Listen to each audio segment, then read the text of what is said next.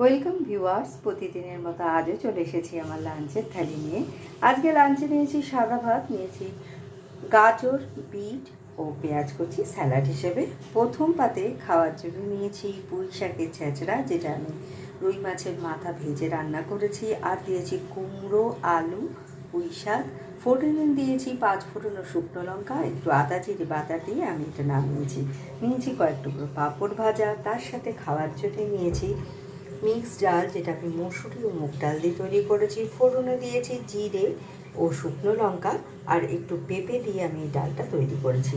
তারপরে নিয়েছি কারি পাতা চিকেনটাকে আগে টক দই, আদা, পেঁয়াজ, রসুন বাটা দিয়ে ম্যারিনেট করে রেখেছি। তারপরে তেলে কারি পাতা ফোড়ন দিয়ে আমি জিরের গুঁড়ো, ধনের গুঁড়ো আর ম্যারিনেট করা মশলা দিয়ে আমি এটা তৈরি করেছি। আর শেষ পাতে নিয়েছি